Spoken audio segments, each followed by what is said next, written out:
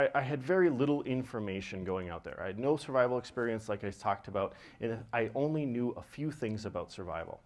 The things I knew was that there was this thing called the rule of threes. You can survive for 3 minutes without oxygen.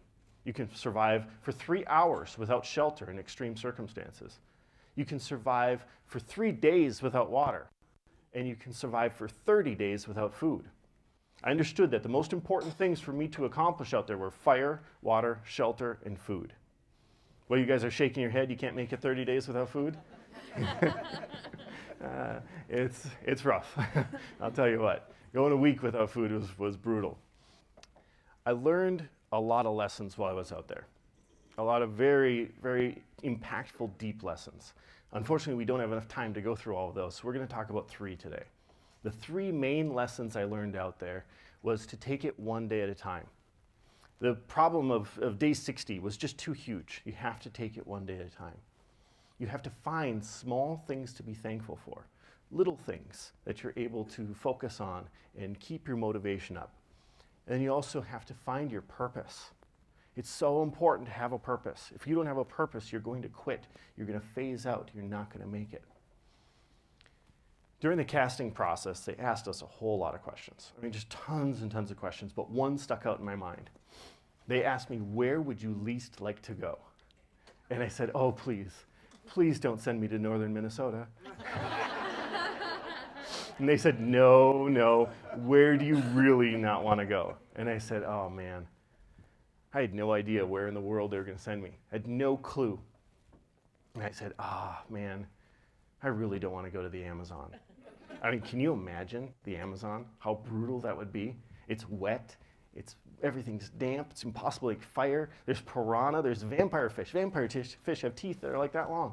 There's snakes all over the place and spiders, black palm thorns all over the place. And I mean, there's poison dart frogs. Anywhere in the world where there's frogs that are trying to kill you, that's a rough place. I do not want to go there. All right? Guess where I went first? The Amazon. Now, they said it was all random. I do not believe them at all. So it shouldn't be surprising, that that's where they sent me. That's the challenge. That's the way life works, isn't it? But I want to take you a little bit into the Amazon. First of all, who's here been to the Amazon? Anybody? Nobody. Really surprising. Oh, wait, we got one person over there. No, I'm not talking about shopping on Amazon. Okay? We're talking about actually going to the Amazon. But imagine the Amazon. Everything's wet and damp.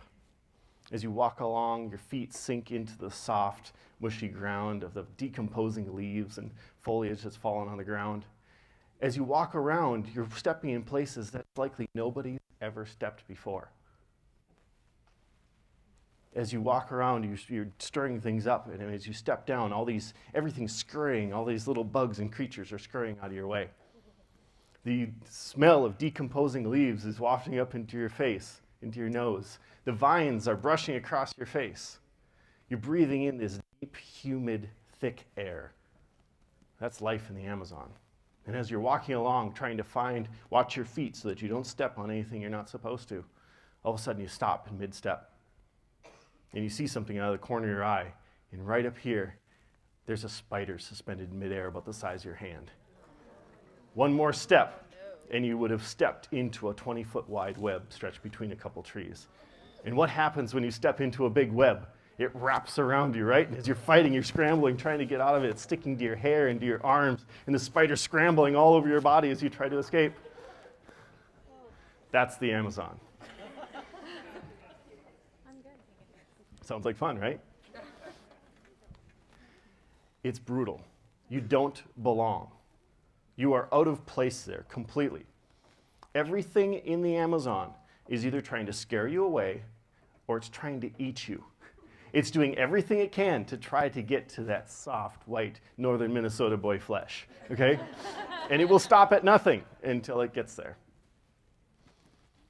It shouldn't be no surprise that my first lesson came in the Amazon.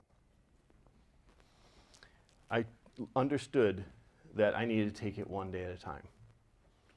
See, going into this process, I was asked all these questions of, are you the best survivalist ever? And I said, no, absolutely not, I'm not. And then they coached me a little bit, said, no, you gotta sell yourself a little bit. And so then they asked me the question again, are you the best survivalist ever? I said, yes, I'm the best survivalist ever. I can do this. I said that so many times I started to believe it myself. And when I went into the Amazon, I had the attitude of, I can do this. I can make it 60 days. I'm going to be the one of the 6 of us that are out there in different places all around. I'm going to be the one that makes it 60 days. Do you know how long that attitude lasted? 1 day.